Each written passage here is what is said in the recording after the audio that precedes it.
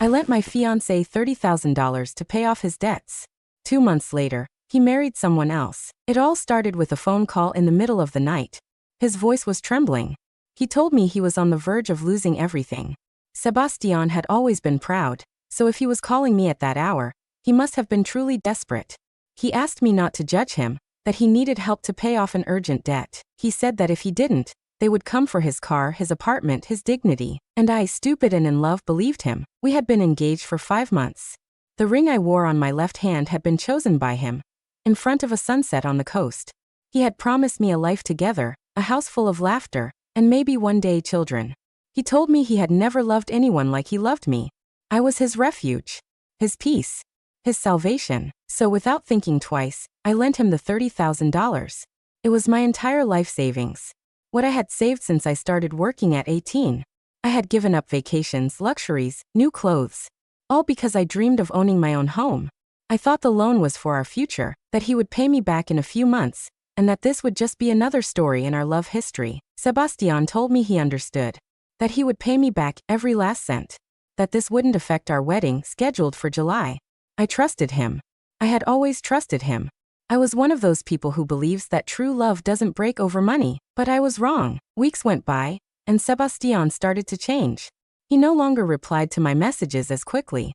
He no longer spent the night at my apartment. He told me he had meetings, that it was all for our future life. I defended him when my friends asked where he was, why he wasn't involved in the wedding plans. I told them he was different, that he wasn't like the others. One day, I went to his apartment unannounced. I brought his favorite food. I had cooked everything since early that morning. I wanted to surprise him, to remind him that we were in this together. But he wasn't there. Or so I thought at first. I knocked. Nothing. I waited. No one answered. But I heard music from inside. I knew I had a copy of the key, so I used it. When I walked in, I knew something was wrong. On the dining table, there were wine glasses. 2. And a bouquet of flowers. Not for me. I froze. I thought of 1,000 excuses. Maybe a sister. A friend. Desperate thoughts to avoid facing the obvious. But I saw him. He came out of the bedroom in a robe. Behind him a woman, blonde, tall, in lingerie. He froze when he saw me. So did she. What are you doing here? He said. I didn't know what to say. My hands were shaking. I couldn't breathe. Who is she? I managed to ask, my voice cracking. She's my partner, she answered. With a calmness that shattered me. Your partner? I'm his fiancé. We're getting married in 2 months. She looked at him. He looked away. And then I knew everything. I had been lied to. Played. Used. I ran out. I didn't even cry. I couldn't. I was in shock. That night I slept at my sister's place. The next day, I tried calling him. He didn't answer. He blocked me. Everywhere. Social media. Phone. Email. As if I had never existed. The humiliation was twofold. I lost who I thought was the love of my life. And I lost my savings. Everything. In an instant. I felt empty. As if everything I had built had been ripped out from the roots. I tried contacting his family, but no one gave me an answer. They told me Sebastian had traveled for business. No one wanted to face me. Days passed. I isolated myself. I didn't go out. I didn't eat. My sister insisted I go to therapy, but I just wanted to disappear. I felt stupid, naive, ridiculous. And then a month later, a social media notification changed everything. A photo of a wedding. Sebastian's. With her. Dressed in white. On a beach, with friends laughing and toasting. He had gotten married. To the same woman I had seen at his apartment. 2 months after promising me eternal love, after telling me I was his everything, he married someone else. And I, meanwhile, was still paying off the interest on a credit card I had used to complete the $30,000 I lent him. That night I didn't sleep. I stared at the photo over and over again. The comments, the congratulations. No one knew. No one imagined that behind that happy groom smile was a betrayal that shattered me. And that's when I decided something. I wasn't going to stay silent. I wasn't going to disappear like he wanted. I wasn't going to let my story become another cautionary tale, without a voice. The first time I left the house after everything was to go to the supermarket with my sister. I walked as if I were floating. Every step felt heavy. I was in that state where the body moves, but the mind is screaming on the inside. The world kept spinning, but I wasn't really there. I passed a woman wearing the same perfume I used to wear on our dates. I felt nauseous. I spent weeks like that. Sleepless nights staring at the ceiling. Replaying every word, every gesture from Sebastian. When had he started lying to me? When had I become a burden to him instead of his life partner? One day my friend Camila dragged me to a coffee shop. The place was full of hanging plants and soft music. She listened without interrupting. I told her everything, from the night he asked for help to the wedding photo. When I finished, she said something that pierced my chest. You didn't just lose money and a man. You lost a part of yourself you thought was invincible. She was right, but life doesn't stop for a broken heart. I had to pay rent. I had to pick up my projects again. I worked as a freelance designer, but I had stopped accepting clients while planning the wedding. Sebastian told me he would support me, that I didn't need to stress. Now, not only did I not have support, I had debts. I forced myself to come back. I sent emails to old clients, updated my portfolio, threw myself into absurdly long work hours to avoid thinking. While designing logos or editing campaigns, I listened to podcasts about recovering from betrayal. One of them said, "Don't expect closure to come from the one who betrayed you. Closure comes from you." And I decided to give it to myself. I started therapy again, this time seriously. I sat in front of the psychologist and told her everything. How I felt like less of a woman, less worthy. How I was terrified of trusting again. How I still, in the rotting corners of my chest, missed him. One night, while checking my email, I found a message titled, "For Sebastian." It was from a girl named Laura. At first, I was going to delete it, but something compelled me to open it. It said, "Hi, I found your email in an old document. I don't know if this is still your address, but I wanted to ask if you know anything about Sebastian. I dated him months ago, and he disappeared without a word. He told me he was separating from his fiancé and asked me to wait. Then nothing. I was left with a debt from a trip he promised to pay for. Did you know him too?" I felt like I couldn't breathe. I replied. I briefly told her my story. And what came next was like opening a sewer. Laura wasn't the only one. 3 other women contacted me. One in Oxford, another in Liverpool, and one more in Bristol. They all had similar stories. Sebastian had romanced them, promised them love, money, even children. And he had asked all of them for loans, small amounts, but added together, they were over $60,000. We were victims of an emotional con artist. With that discovery, something changed in me. I was no longer just an abandoned fiancé. I was part of a network of deceived women. Something had to be done. Not for revenge. Though yes, it hurt. But to stop him from doing it again. We met over video calls. We cried, laughed at the irony, shared evidence. One of them, Andrea, had saved screenshots, photos, even a handwritten love letter. All the letters were identical. Same handwriting. Same promise. "You are the only woman I've ever truly loved." That's when I knew it had never been love. Just a strategy. A mold of manipulation masterfully repeated. We started building a dossier. Not for the police. Not yet. But to protect ourselves. We shared it among us. Posted it on women's pages warning about scammers. No names, just signs. The way he spoke, his favorite phrases. How he asked for help. One night, after shutting my laptop, I looked at myself in the mirror. There was something new in my eyes. It wasn't anger. It was determination. Sebastian was not going to define me. Not anymore. When someone breaks your heart, they leave you with questions. But when they destroy it completely, they leave you without identity. That's how I felt. As if everything I had been, strong, passionate, a dreamer, had been wiped out by a storm with no warning. But the worst part wasn't the pain. It was other people's reactions. Some acquaintances started talking about me. Whispers disguised as pity. Phrases like "she asked for it." "Who lends that much to a boyfriend?" Or "too nice, too naive." I heard from a former classmate that, in Sebastian's circle, they had nicknamed me the emotional investor. As if loving deeply were a ridiculous weakness, I started getting anonymous messages. Some were cruel, others sarcastic. A couple even said, "Grow up, he never loved you. Accept it." A cold pain pierced me every time I read those words. It wasn't just him who had betrayed me. It was also the silence, the indifference, the judgment of those who had never stood in my place. I went to the supermarket one afternoon and ran into Sebastian's mother. She had always been kind to me. She had even told me once that I was the only one who had ever managed to calm her son down. But that day when I greeted her, she turned her face away as if she didn't know me. I froze in the middle of the aisles, my hands gripping a can of tuna. That woman had eaten at my table. She had cried with me when Sebastian proposed. How could she now pretend I didn't exist? That night, I threw away everything that reminded me of him. The engagement ring was the last thing. I didn't throw it. I didn't scream. I just placed it in a box, like someone burying the dead without a ceremony. It was during those days that I was invited to a design event in the city, an expo for emerging brands. I hesitated to attend. I didn't feel ready to see people, to fake smiles, to say, I'm fine without falling apart. But something inside me said, go. Not for them. For you. So I went. The event was full of color, lights, and creativity. For a few hours, I felt like I could breathe again. There was something comforting about being surrounded by passionate people. People talking about art, innovation, projects.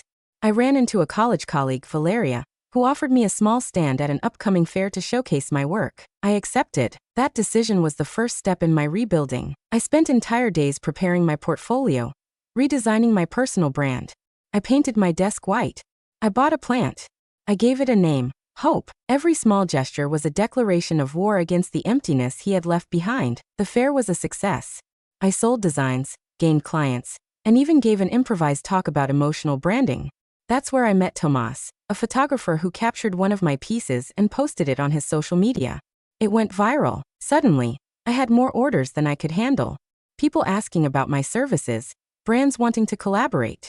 I, who just a few months earlier had cried on the kitchen floor with a broken glass in hand, was now answering emails with international proposals. And then, as it happens in good stories, Sebastian reappeared, not with an apology, not even an explanation, just a cold hi, through a fake profile that I detected purely by intuition. He messaged me like nothing had happened. Saw your work. Congrats. I knew you'd go far. I nearly threw up. I blocked him, but not before taking a screenshot. And the worst part, or maybe the best, was what came next. He started messaging one of the girls he had previously scammed, saying he wanted to make amends, that he felt guilty, that he needed help getting out of a rough patch. Same pattern. Same phrases. We decided to meet. The five of us. This time in person. In a small cafe with the smell of freshly baked bread, where we all arrived with folders, evidence, and a new kind of fire in our eyes. That's where the idea of doing something big was born. A campaign. A collective testimony. Not for revenge, but to open other women's eyes. To show how even a smart, educated, strong woman can fall into the hands of a manipulator. We called the project Behind the Charm. We created an account, shared our stories. With art. With dignity. With raw truth and no embellishments. The response was overwhelming. Dozens of women began to write to us. Some with digital tears, others with contained rage. But all with a similar story. And so, what started as an intimate betrayal became a movement. One night, after an interview for a digital media outlet, I received a message. It was from her. The wife. The blonde in the robe. She said she had seen everything we had shared. That at first, she refused to believe it. But now she had proof. And fear. She asked to meet with me. I still don't know if I'll accept. Part of me wants answers. Another part wants to close the story for good. But I know there's still more to say. That this doesn't end here, because love shouldn't hurt, and much less destroy. The first day I decided to get up without thinking about Sebastian was also the first time I looked in the mirror, and didn't know who I was. My face was dull, eyes sunken, lips cracked. It was like seeing the shell of someone who once had dreams. But there, in the middle of that broken image, I saw a spark. Barely perceptible, but real. As if deep inside, a part of me refused to disappear. I started with the bare minimum. I forced myself to shower. To change the sheets. To go for aimless walks. To see my sister without falling apart. And with each step, no matter how small, I started to find myself again. It wasn't easy. I cried in supermarket aisles, froze at the sight of couples in the street, avoided any song that talked about love. But I kept going. One day, in one of those small cafes where no one knows you, I opened my laptop and began to write. Not a diary, but everything that had happened. From Sebastian's first message to the image of him getting married. I didn't do it to publish it. I did it to empty myself. To get that story off my chest. I wrote with rage, with sadness, with helplessness. And when I finished, I cried. But this time it was different. It was cathartic. My sister, after reading what I had written, told me I had to publish it. That it could help other women. I refused. I was ashamed. But she insisted. So anonymously, I shared it on a forum. I never expected the reaction it got. In just a few days, hundreds of comments. Women who had gone through something similar. Men apologizing to exes they had betrayed. People from all over thanking me for speaking out. I was offered interviews, collaborations, even book deals. But what truly hit me was the message from a young woman. Thanks to you, I canceled a wedding that would have destroyed me. I didn't need anything else. That sentence justified all the pain. And so, I decided to rebuild myself completely. I enrolled in a creative writing course. I started working on a book based on my story. Not with hate but with truth. And in that process, I met people who restored my faith. In myself. In others. Months went by. Sadness was no longer a constant shadow, but an occasional visitor. I had learned to live with the scar without letting it define every step. I moved. I changed cities. I changed course. And one random afternoon, while signing some papers at a book fair, I saw him, Sebastian. He was across the aisle, alone, with an expression I didn't recognize. He was no longer the confident man I had known. His hair was shorter, his face more haggard. Our eyes met. Just for a second. He tried to approach, but an assistant took me by the arm. "They're waiting for your talk," she said. I smiled. And left. Without looking back. Without needing answers. That night, I posted one last entry on the forum. Today I saw him. The man who broke me. And I felt free. Because I finally understood that his betrayal doesn't define my story. I define it. I write it. And this story is just beginning. It's been almost a year since the last time I saw him. Since that book fair where Sebastian locked eyes with me. And I chose to move on without giving him the slightest chance to interrupt my new beginning. I didn't expect to hear from him again. And honestly, I never wanted to. I erased him from my social media, from my routines, from my prayers. But some people don't know how to leave silently. They can't accept that they no longer hold power. And when everything collapses, they try to return to where they once found refuge. One rainy afternoon, while checking old emails in my new apartment, a small loft full of light and plants, I saw his name in my inbox. Sebastian. No subject, just the sender. I hesitated. I opened it. "Hi. Sorry for showing up like this. I know I have no right. I'm going through something complicated. I need to talk to you. Just once. Please." I closed it. I didn't reply. I didn't even mark it as read. But that night, I slept uneasily. I remembered his voice, his broken promises, the feeling of betrayal. And even though I wanted him out of my mind, the memory of his face at the fair, worn, defeated, haunted me. 3 days later, someone knocked on my door. It was him. I didn't open. I looked through the peephole. He was standing in the rain, jacket soaked, eyes lost, and a new scar above his left eyebrow. He knocked again. "I know you're there. Just 5 minutes. Please. I don't want to come in. I just want to hear you." Eventually, I opened. Not for him, but for me. Because I needed to see him fall. I needed to give voice to my silence. I stepped out and closed the door behind me. I didn't invite him in. I didn't offer him an umbrella. He was trembling, soaked. "What do you want, Sebastian?" "Everything went wrong," he said, with a broken laugh that made my stomach turn. "Laura left me. Well, I left her. Or maybe she left me first. I don't even know. The business failed. My dad got sick. I have no one, and I don't know why, but I thought of you, and you thought I would comfort you? After everything you did, I'm not looking for comfort. I just wanted to see you. To know that you're okay. That you don't hate me. I don't have time to hate you, Sebastian. I've spent so much time healing that hatred is far behind me. But if you came here looking for redemption, you knocked on the wrong door." I watched him break. Literally. He dropped to his knees, soaking the corridor floor. A neighbor opened the door next to us and stared, confused. I felt shame, pity, but also a strange satisfaction. For the first time, Sebastian wasn't in control. That night, I didn't sleep. Not because I missed him, but because his presence reminded me how fragile peace can be. Because the past, when not properly buried, always finds a way to dig itself back up. A week later, his mother contacted me. She had gotten my number. She begged me to talk to him. Said he was depressed. Said I was the only person he had left. I was furious. Now they wanted to make me responsible for his emotional instability? After everything? But I went. Because I wanted to see him in his environment. Because I was no longer the same. And I needed to prove to myself that I could stand in front of him without breaking. His apartment was a mess. Empty bottles, dirty dishes, closed blinds. It smelled of confinement. Of defeat. Sebastian was sprawled on a couch, unshaven, dark circles sinking his eyes. "You came," he murmured, as if he couldn't believe it was real. "Not for you. For me. I need to make this clear. You don't owe me anything. Don't blame me for your misfortunes. I don't love you anymore. I don't care anymore. And if you're unwell, seek professional help. Don't contact me again. Silence. And then tears. Screaming. Punches on the table. He stood up, agitated. He shouted that I was a bitch, that I had left him alone, that I was part of the problem, that if I truly loved him, I wouldn't have abandoned him. I left without looking back. But in the hallway, his mother stopped me. Forgive him, she said, eyes filled with pleading. He doesn't know what he's doing. No. And I'm not going to carry that anymore. Since then, I never saw him again. I never heard from him again. But I found out, through a mutual friend, that he had been admitted to a facility for mental health issues. I didn't feel happy. But I didn't cry either.